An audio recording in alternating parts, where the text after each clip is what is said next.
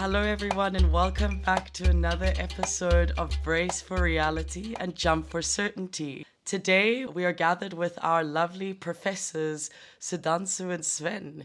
So please say hello and actually introduce yourselves. I'm Sven Bislev, former associate professor, now adjunct at CBS, working with social sciences, and I've been in the university sector for 50 years, and almost all the time worked with groups in different contexts.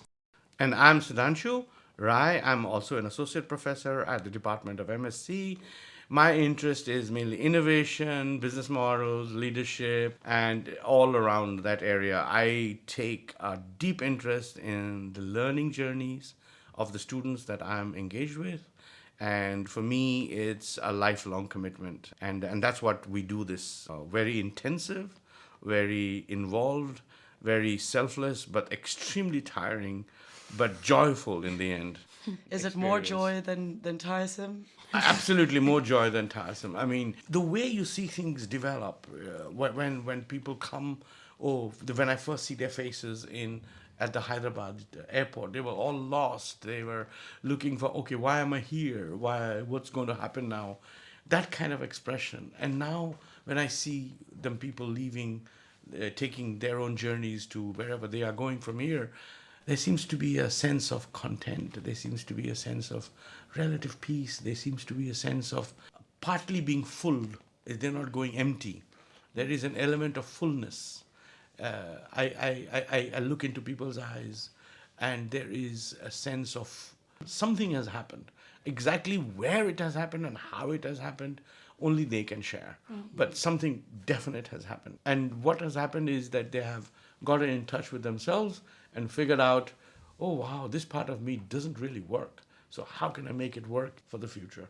That's when you see that as an academic, life fulfilled. And also, sorry, by the way, also Charlotte, please say hello. Hello. That's a beautiful way to start the theme of this episode, because I think we're at a point that we would like to call the landing. Yes.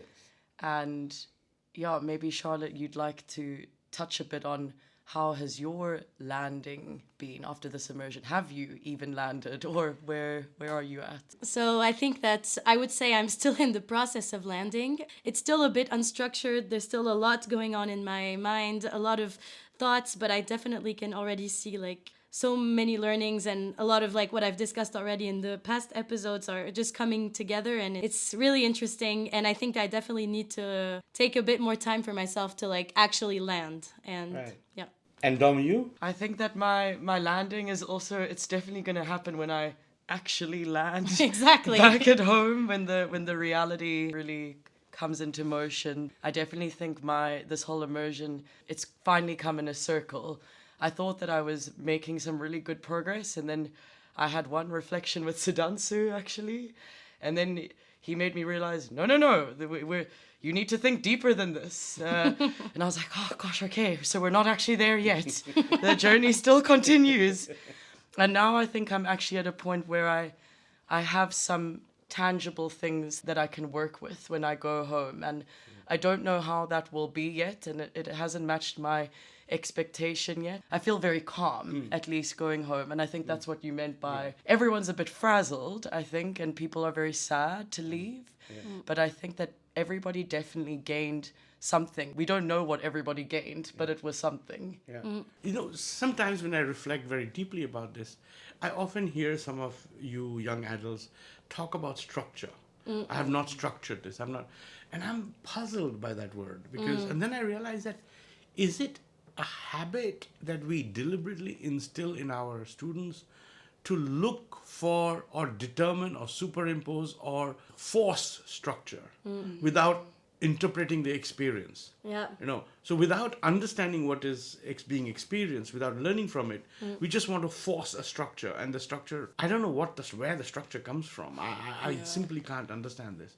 I can understand the structure emerges later when you have sufficient awareness of the experience and the knowledge.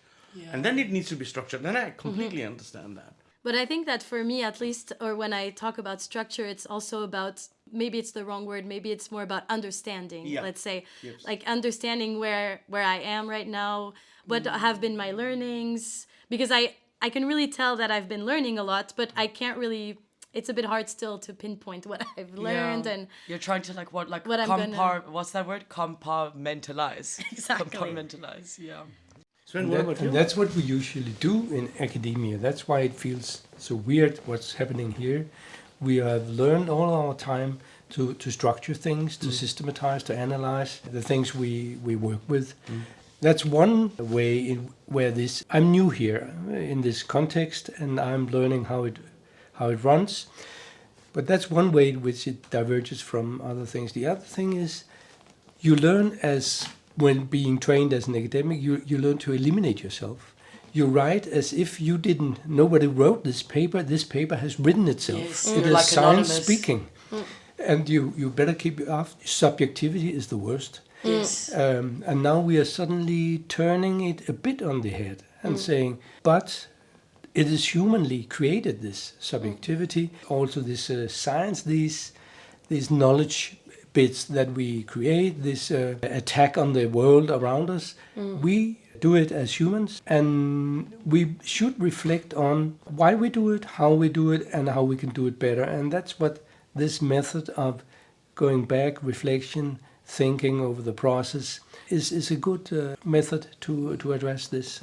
Sven, I really do agree with you. You spun us on our heads because, as you just said, it's especially at university, we're forced to not bring our persona or any character into that. And I think what we're learning through this immersion is that we are experiencing, and the knowledge that we're accumulating, we are a part of that.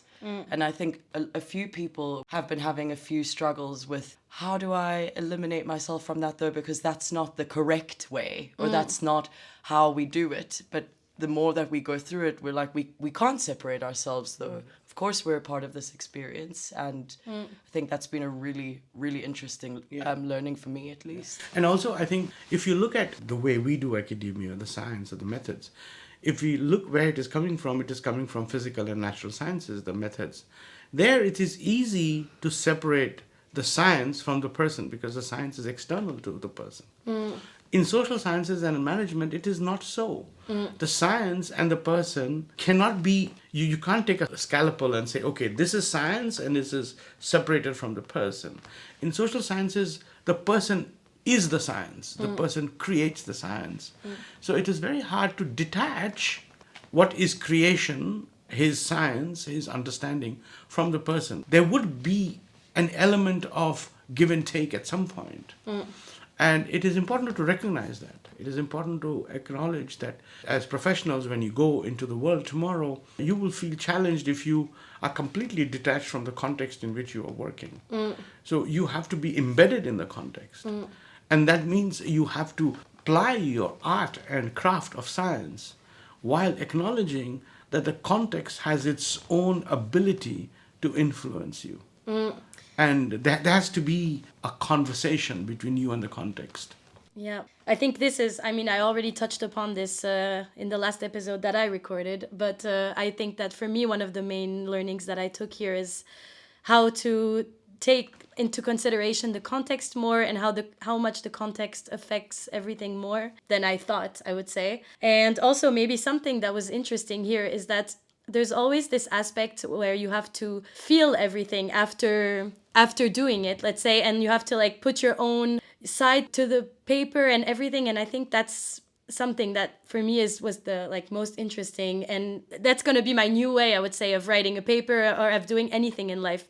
Even when we were taking this yoga class yesterday, when after every pose we had to feel what it did to our body, and I thought that was very interesting, and I can totally link it to everything else that I did here. So So Dansu, you saying how we need to be more embedded in the context, and how maybe the way that the university structure is now is a bit too separate.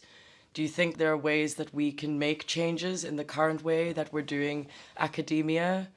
Or do you think that things need to be changed, or? We need to, as academics and as teachers and as mentors, we need to be very, very responsible for, or aware, reflective about how do we create the next generation with what kind of beliefs? And I think, in my scheme of things, as a social scientist, as a management practitioner, and a scientist, I think I cannot divorce myself from the science I'm creating. I mean, me and the science has to have a dialogue for the science to be created. I need to feel, I need to know into myself, I need to understand why am I doing this.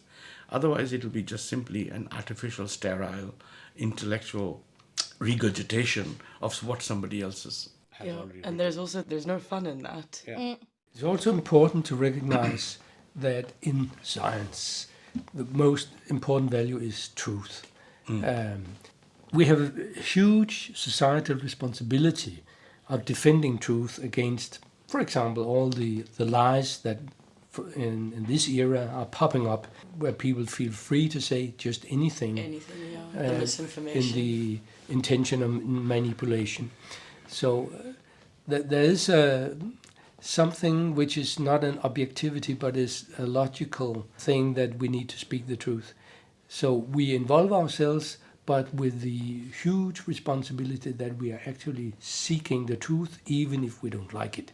Yeah. And that's where the science comes in. It needs to be embedded in methods. The truth coming out of methods would be palatable for all. In this context, I think we've tried to follow a method. That there is a method where you immerse, first you do your readings, then you do your remote work, and then you do immersion, and now you do some very deep reflection. And this by far is the most difficult part, because it is your individual journey. The rest of them, you're either working with groups or somebody, the normal, usual university style. Here, you've been asked to be a monk. So I feel like it. you have to now be a disciplined monk, where you have to imbibe in you the scientific rigor of thought and of seeking that you have experienced in the last 2.5, 3 months. So here you have to be true to your spirit in landing in a place where you realize that you have tremendous capacity. Some of it you may not have realized, but now you realize it. And now, like a monk, now you have to apply it, right? You have to tell the world what you know, what you have learned, how you have learned it, and tell the world that, hey, this is my truth. I have really experienced this. It really means a lot to me. That's the objective of this entire thing, is to take you on a journey and land you in a place which is the most difficult part of your journey, which is now, which we are just finishing. And that is your own knowledge creation. That was beautifully said, Charlotte. Absolutely. The knowledge is definitely within, but I think the difficult part is really coming home, and what parts can we take from this experience, and how can we take these bits and really integrate them in our lives going back home. And how do we share it with the world as well, as you said? Because I think that's also a hard part of it. I did all this internal reflection, and I would love to share it, and I don't know right now how I can. Yeah.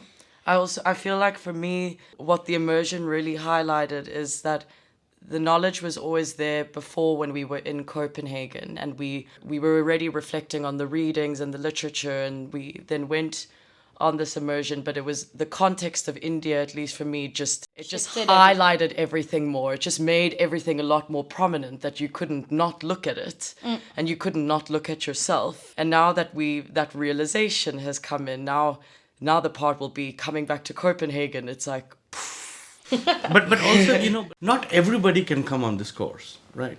Not everybody can say, hey, I would like to have this course. No.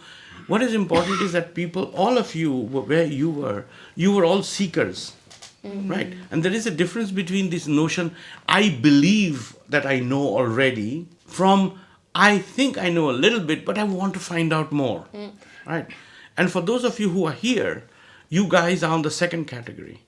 And for those people who already have a very strong mind that this is truth, this is reality, and that's how the world works, this course may not be helpful. Right. So then, therefore, this course appeals to a very particular kind of people. The kind of people who want to explore deeper, the reflective kind of people, the people who want to push themselves intellectually, emotionally, socially, spiritually, in all directions, as a whole, not as part of a whole. Right. And I think for those people, this course is fantastic. It's not meant for everybody. No, You know. and I think that makes so much sense now. And Charlotte, I'm pretty sure you can agree that there's been such a symbiosis with the group of people here. I've felt so much love. Now leaving India, I love every single person here. I feel There's so gonna be comfortable. an emptiness leaving, I think. This like the community that we also built here was such a beautiful addition that I didn't know was going to come. And I think that's because we've all really shared a common goal, and we've been in this somewhat very beautiful, safe bubble where we've all been able to seek within each other and look for guidance with each other, and everyone just feeling very, very safe to explore. And that's a very special environment we've been allowed to engage in. We also feel that it's exceptional that there's been so little conflict in these 6 groups. Yes, this is true. Or have you just not seen it? We've followed you quite closely. Yeah. Usually, when you put people together and they're not self-selected, you are forced into groups. There'll be struggles about time, struggles about power, struggles about status, and I'm sure there has been it here. But over this period, working with these serious issues and with this pressure on you to perform, and the companies you have been working with leaning on you for a result, has shown that you were actually able to solve all these banal rivalries and find out how to use each other's best sides. That has been a positive experience. Yeah. Actually, I think that what was interesting was that everyone was super open to talking and reflecting about. So there has been a little bit of tension once in a while between some people. And it was so interesting to see that even after the tension, everyone was so open to reflect about it. And there was a lot of people that were willing to talk. And that was actually willing to resolve. Exactly. And it was really, really nice. And I think that that's something I hope that everyone will take back home with them in everyday life. Because I think if we can all solve conflict like this, then life would be a lot better, I would say, for everyone. Yeah, definitely. And even within the groups, I'm sure that it's not like people's characters changed. No. Of course, there are still dominating people or people that would prefer to follow. And maybe some people who are like chameleons, their role tends to change depending how much dominance or whatever there is. But somehow we still manage to keep this calmness throughout, even with these very contrasting personalities. Because just as you said, we've really been not forced to reflect, but actually been made aware of this is something that we have to do in order to solve things and to have peace throughout. So it's been a very, very pleasant experience, Sven, and I really agree that zero conflict in my eyes, at least. Every tensions, but easily resolvable. Yeah, but there have been some tensions, Yes, of course. but not very, very dramatic. No. One thing I think we need to also reflect about is this idea that each student is landing somewhere. And now the challenge comes is that what happens when they land? Because they will all land in their own contexts. Some will land in South Africa, some will land in Canada, some will land in Goa, some will land in Copenhagen, some will land in Germany, Frankfurt, some in Munich. And immediately they will get hit by a completely different context. And then it's the discipline and the character and the power of experience that they take from here that will persist. If that power is weaker, then they will be completely bulldozed by the new context. But if the power that they have created here as a permanent work in progress, then that power will interpret the new context in a very unique way. That's really, really nice. Maybe it's a bit the end of the episode. Maybe if you have one more ending word or maybe a learning that you took from this experience, both of you, I would love to hear it. The interface between groups and companies, which had been interesting to follow and to see how the companies use the groups and how they handle them, and also the other way around. I think most of you have learned a lot about how to handle a mad scientist with a new molecule. And that they think in particular ways. And you have to sort of maneuver in those waters, and you have to think, holistically about the business model as including many more things than just selling the molecule. I guess that most of you learned something from that process. I certainly did from observing it. Definitely. And I think something really interesting, Sven, what you've just said, and Siddhanta, also about people having the persistence to take what they've learned and not be bulldozed by their next context is, although we've been working with maybe mad scientists and recyclers and people in all these different industries with different character types and just being in a completely different environment, I've seen now that there's often the same patterns that you can see in different ways. So even if you feel a tension with, I don't know, this mad scientist or something, like, realize that there will be many of those same people within a different context. Am I making sense? Do you understand what I mean? Kind of. Siddhanta, do you understand what I mean? Yeah, in the sense what you're saying is how do we create new communication styles? Exactly. How do we speak their language without speaking that language? Exactly. Or how do we speak their language without actually converting ourselves? Exactly. So we don't want to be a mad scientist, but we want to speak the language of a mad scientist so that Yeah. they understand me and I understand them. And that's a process of communication. Part of it is making sure that you're comfortable in your skin, that even though somebody says I'm a mad scientist, they may have better domain experts than you. So they should not frame you as being any lesser. These little human games we all play. But I love it. Young little games. But the bottom line is that you all are monks at this stage.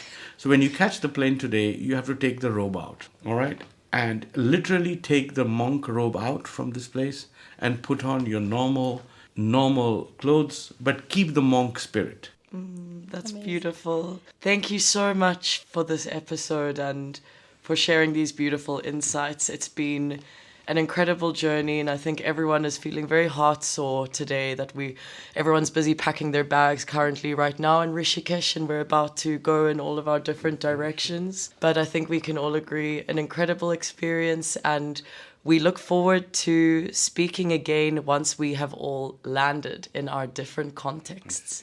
And maybe in Copenhagen we'll do it once again, right? Yeah, absolutely. So we will see you again, but thank you so much for today. Yes. Thank you. Thank you.